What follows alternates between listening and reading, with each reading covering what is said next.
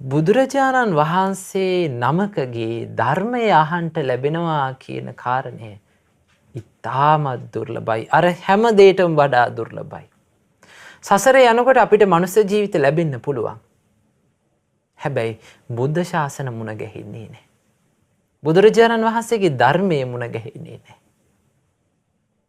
ඒ නිසායි බුදුරජාණන් වහන්සේ දේශනා කළේ කිච්ඡං සද්ධම්ම ශ්‍රවණං.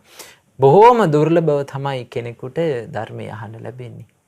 කිච්ඡෝ බුද්ධානං උප්පාදෝ. පින්වත් මහණෙනි, බුදුරජාණන් වහන්සේලාගේ පහළවීම ඒ හැම දෙයකටම වඩා දුර්ලභ දෙයක්. බුදුරජාණන් වහන්සේ දේශනා කරනවා, පින්වත් මහණෙනි, කල්ප 100ක් ඇතුළත පහළ වුණේ බුදුරජාණන් වහන්සේලා 7 නමයි. ඔබ දන්නවා එක කල්පයකට තියෙන වර්ෂ ගාන සංඛ්‍යාවකින් කියන්න බෑ. බුදුරජාණන් වහන්සේ අපිට දේශනා කළේ. කල්පයකට අවුරුදු 100යි, ලක්ෂයයි, 1000යි, කෝටියයි, කෝටි ලක්ෂයයි කියලා මෙච්චරයි කියලා සංඛ්‍යාවකින් ගණන් කරන්න බෑ. හැබැයි එවැනි කල්ප 100ක්, එවැනි ගණන් කරන්න බැරි අවුරුදු තියෙන කල්ප 100ක් ඇතුළත පහළ වෙච්ච බුදුරජාණන් වහන්සේලා ගණන අතේ ඇඟිලි වලින් කියන්න පුළුවන්. 7 නමයි. ඒ නිසායි බුදුරජාණන් වහන්සේලා දේශනා කරන්නේ මේ බුදුවරුන්ගේ පහළවීම, කිච්ඡෝ බුද්ධානං උප්පාදෝ, බුදුවරුන්ගේ පහළවීම ඊටමත් දුර්ලභයි කියලා. එතකොට පින්වතුනි, අපි වාසනාවන්තයි. මනුස්ස ජීවිතයක් ලැබලා බුද්ධ ශාසනයක් මුණ ගැහිලා බුදුරජාණන් වහන්සේගේ ධර්මය අහන්න ලැබීම, ඒක අපේ ජීවිතයේ ලැබපු ලොකු වාසනාවක්.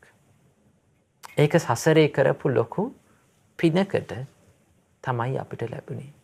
එතකොට පින්වතුනි, මේ ලැබිච්ච ධර්මය අපිට ලැබුණේ අපේ බුදුරජාණන් වහන්සේ නිසා. අපේ බුදුරජාණන් වහන්සේ කියන්නේ, බුදුරජාණන් වහන්සේලා කියන්නේ මේ ලෝකයේ ඉන්න ආශ්චර්යවත් මිනිසුන් කොටසක්. උන්වහන්සේලාගේ හිතේ රාගය, ద్వේෂය, මෝහය නැහැ. උන්වහන්සේලාගේ හිතේ කිසිම දෙයකට ඇලීමක්, ආසාවක් නැහැ. මේ ලෝකේ ඉන්න මිනිස්සු දුක් විඳින්නේ ඇලීම, ආසාව නිසා. මේ ලෝකේ ඉන්න මිනිස්සු දුක් විඳින්නේ තරහ නිසා, ගැටීම නිසා. මේ ලෝකේ ඉන්න මිනිස්සු දුක් විඳින්නේ මුලා වීම නිසා. බුදුරජාණන් වහන්සේලාගේ හද මඩලේ එවැනි රාග, ద్వේෂ, මෝහ කිසිවක් නැහැ. බුදුරජාණන් වහන්සේ දේශනා කරනවා, තින දෝසානි කෙත්තානි රාග දෝසා අයම් පජා. පින්වත් මහණෙනි, මේ ලෝකේ හරියට කුඹුරක් වගේ. මේ කුඹුරේ වල් පැල හැදිලා තියෙනවා. දැන් ඔබ ගත්තොත්, කුඹුරක් ගත්තොත්, ඒ කුඹුරේ හැදෙනවා වල් පැල. මේ වල් පැල කියන જાතියේ කවුරුවත් මහන්සියක් අරගෙන වගා කරපු දේවල්ද? නැහැ. අපි සාමාන්‍යයෙන් කුඹුරක වගා කරන්නේ ගොයන්. හැබැයි ගොයන් වගා කරනවා, ඊට අමතරව තව මොනවද හැදෙන්නේ? වල් පැලත් හැදෙනවා. කිසි මහන්සියක් නැතුව වල් පැල හැදෙනවා. මේ වගේ තමයි මේ හිතේ කිසි මහන්සියක් නැතුව හිතේ රාග, ద్వේෂ, මෝහ කියන අකුසල් හැදෙනවා.